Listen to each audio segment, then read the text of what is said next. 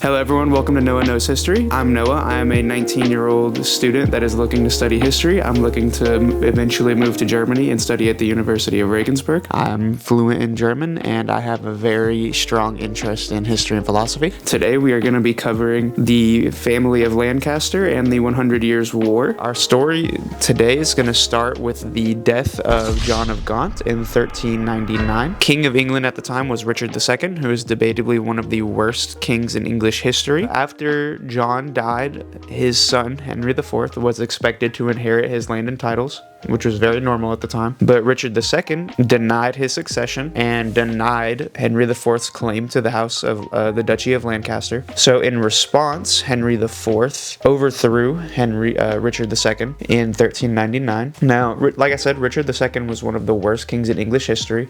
He misappropriated royal funds, he mistreated his vassals and fellow members of the royal court. Overall, he didn't give anyone a reason to be sad when Henry IV started rebelling against him. Now, the reign of Henry IV was filled with a lot of political strife. He was officially crowned in the year 1400, and at the same time, the Duchy of Wales, at the time Gwynedd, rose up in rebellion against the crown. So immediately out the jump, he had to quell a rebellion. And then a few years later, in 1403, the Percy family, under the leadership of Henry Hotspur Percy, also rose in rebellion. This family were the defenders of northern England, specifically the area of Northumberland, against the Scottish, and they thought Henry IV was not treating them correctly, so they rose in rebellion. He ended up winning a decisive victory in 1403 at the Battle of Shrewsbury, in which both sides were very evenly matched with their use of the English longbow, men-at-arms, all these normal things you'd expect from a battle in 1403. The English army on the side of Henry IV was able to secure major victories during this battle, like mini victories among all their different groups, and they captured a lot of the nobles involved with the Percy Rebellion, including Henry Percy, the leader of the rebellion. Henry IV proceeded to be king for the next 10 years until his death in 1413.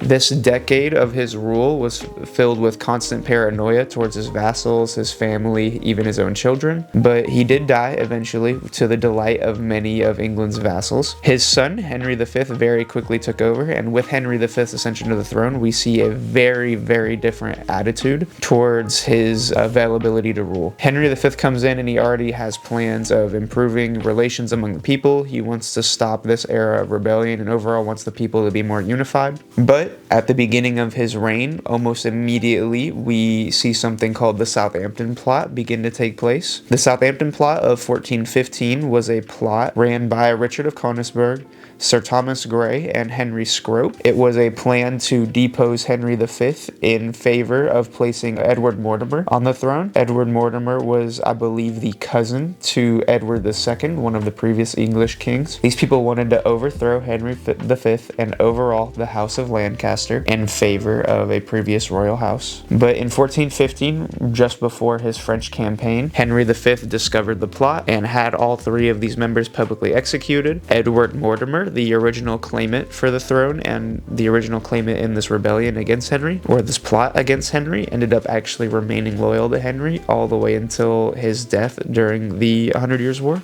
So kind of funny how that works out. After exposing the Southampton Plot, Henry V reignited the English claim for the 100 Years' War. Henry's claim came through his grandfather, Edward III, and his mother, Edward III's mother, who was daughter of a French king.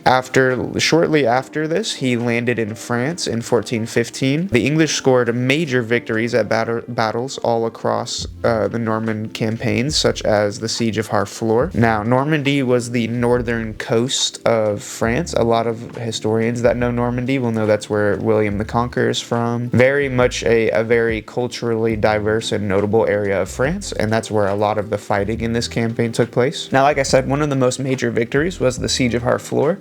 But the most notable victory of the entire war is undeniably the Battle of Agincourt of 1415. In this battle, the French were led by Count Charles d'Albret and many other French nobles, numbering up to 25,000 men based on some estimates. The French men-at-arms vastly outnumbered the English and King Henry V, who were estimated to have roughly 9,000 men in total, the majority of these men being English longbowmen. But the English's use of these longbowmen and their strategy to funnel in the French's heavy heavily armed center resulted in the death of many French nobles and an overall English victory. This victory overall resulted in Charles VI signing the Treaty of Troyes in 1420 and naming Henry V as heir to the French throne. Henry would then go on to marry his daughter Catherine of Valois as part of the treaty.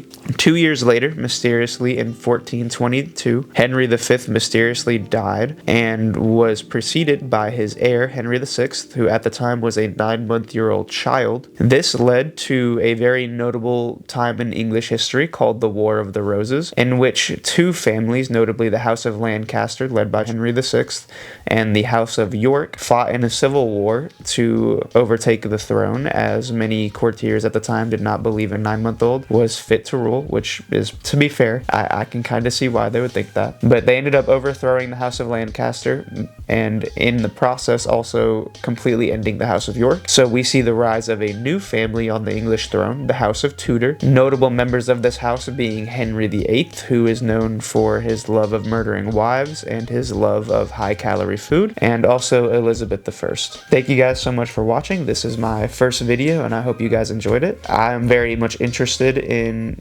15th century England and their politics, and I hope you guys are too. If not, I don't think you'll like this video very much. Thank you.